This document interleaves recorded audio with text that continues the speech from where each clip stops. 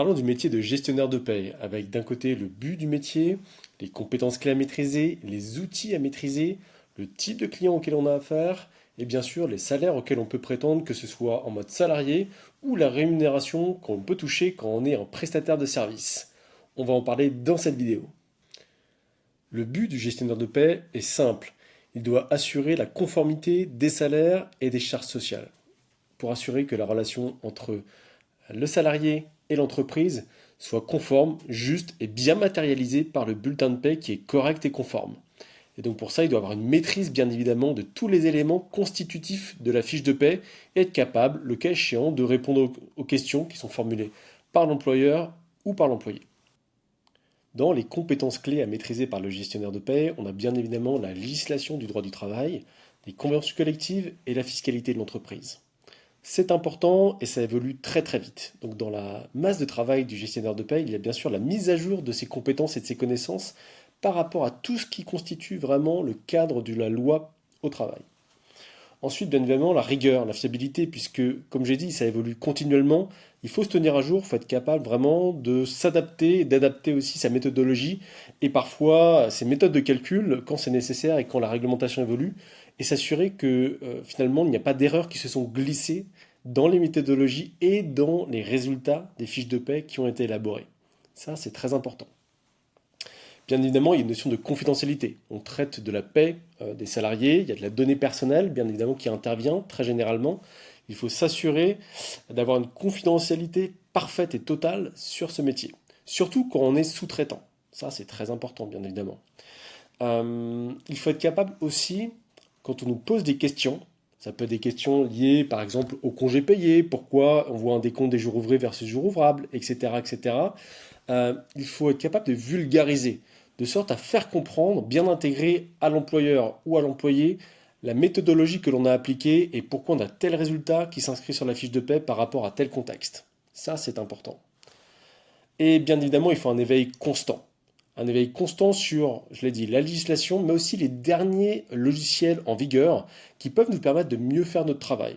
Intelligence artificielle, automatisation, logiciel de veille concurrentielle, logiciel de veille métier, logiciel de veille législative, tous ces éléments qui vont nous permettre de mieux faire notre job. À savoir que certains prestataires très connus, prestataires de services sur la gestion de paie comme ADP, proposent dans leur accompagnement et dans leur service cette veille en général qui est totalement ou partiellement incluse avec des webinaires, avec des newsletters qui nous permettent de suivre l'actualité du métier de manière beaucoup plus simple et qui permettent quand même de faciliter le travail. Dans les logiciels maintenant connus sur la gestion de paye qui sont à maîtriser par tous les gestionnaires de paye, on a Silae, bien évidemment, ADP qui est très connu, notamment dans les grands groupes. On a Cegid aussi qui est très utilisé par les PME et par les grands groupes.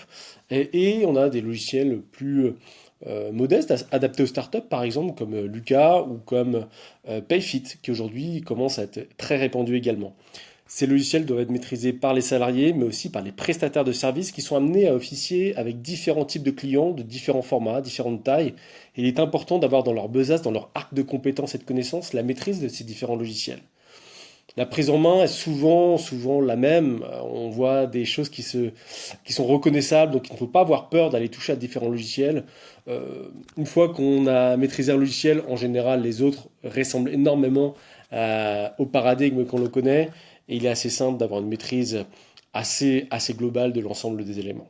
Dans les compétences également logicielles, il faut être capable de maîtriser les plateformes de type entreprise.net ou net entreprise afin de faire les déclarations DSN également.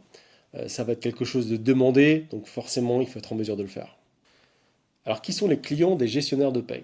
D'un côté, on a bien évidemment les boîtes, les grands groupes ou les PME qui internalisent la compétence parce qu'ils ont beaucoup de salariés à gérer. Ils doivent émettre énormément de bulletins de paie et donc ils internalisent la compétence et la compétence travaille avec ADP, avec d'autres logiciels. Et donc, ce couple gestionnaire de paie internalisé et logiciel externalisé expert permet de gérer un très grand nombre de bulletins de paie et d'avoir des gens qui sont staffés parfois à temps plein. Bon. Deuxième possibilité, l'expert comptable. Les experts comptables proposent généralement dans leur offre de service la possibilité d'émettre les bulletins de paie et donc en fait ils internalisent parfois aussi la compétence de sorte à pouvoir traiter les bulletins de paie pour l'ensemble de leurs clients. Les tout petits cabinets peuvent faire appel aussi à des gestionnaires de paie externalisés. Ils peuvent pas ou veulent pas internaliser la compétence, mais pour certains clients qui souhaitent absolument avoir la paie qui est couverte, eh ben ils externalisent pardon, la compétence. Et il y a des deals qu'ils se font avec, par exemple, bah tiens, je travaille avec toi, cher expert comptable, il y a un forfait en place, 500 euros par mois, plus 30 euros par émission d'un bulletin de paie. Par exemple, c'est des deals qui peuvent se faire pour être sûr d'avoir vraiment l'ensemble des éléments et quand l'expert comptable ne veut pas scoltiner ce travail qui est assez ingrat et qui en général il ne maîtrise pas vraiment. Parce qu'il faut suivre les réglementations, il préfère être sur le conseil un peu différent ou sur d'autres sujets plutôt que la paie. Parlons maintenant de l'évolution vers le freelancing. Aujourd'hui, beaucoup de gestionnaires de paie sont extrêmement staffés. C'est un métier sous tension, ce qui est très exigeant et qui aujourd'hui est un peu en pénurie, dans le sens où les bons talents, les vrais talents sur ces métiers sont très recherchés. Et en réalité, ils sont mis sous pression directement avec des salaires qui ne sont pas à la mesure de ce qu'ils apportent véritablement à l'entreprise ou au cabinet d'experts comptables ou aux solutions métiers. Et donc ce qui se passe bien généralement, c'est que les bons talents se mettent rapidement à leur compte. Ils créent leur agence ou ils se mettent en prestataire de services freelance afin de pouvoir continuer à travailler avec les boîtes qui font appel à leurs services ou ils proposent le service de manière proactive à des cabinets d'experts comptables qui vont être capables de faire appel à eux, à leur expertise, à leur maîtrise logicielle pour pouvoir suivre finalement leurs clients. Alors là, c'est extrêmement intéressant puisque ça se développe très vite. Ces gestionnaires de paie vont sur parfois des plateformes comme Plateia, bien évidemment, qui est mon outil que je mets à disposition pour les gestionnaires de paie ou pour les autres expertises métiers, mais ça peut être d'autres plateformes ou d'autres agences. Ces experts sont bien rémunérés car très recherchés. Encore une fois, en général, ils mettent en place un forfait avec leurs clients pour la mise en place des éléments de base. Et ensuite, il y a un tarif à l'émission du bulletin de paie. Ça va de 25 à 40, 50 euros selon la complexité de la paie à gérer. Mais c'est des postes très recherchés et en général, quand on a 5, 10, 15, 20, 30 salariés, c'est extrêmement intéressant de passer par un gestionnaire de paie externalisé comme on a par exemple sur Plateia avec des personnes très très expertes sur le sujet. Et vu la tendance actuelle, inutile d'expliquer qu'effectivement beaucoup de personnes très expertes s'installent en freelance, gagnent leur liberté, gagnent massivement en rémunération et ont plaisir à développer leur clientèle avec des effets de levier comme des accélérateurs type Plateia qui leur permettent d'aller chercher plus de clients, une clientèle plus experte et qui paye mieux pour vivre décemment de leur activité. Si vous êtes une TPE ou une PME et que vous souhaitez faire appel au service d'un expert en gestion de paie externalisé, je vous invite immédiatement à entrer en contact avec nous sur le site www.plateya.fr.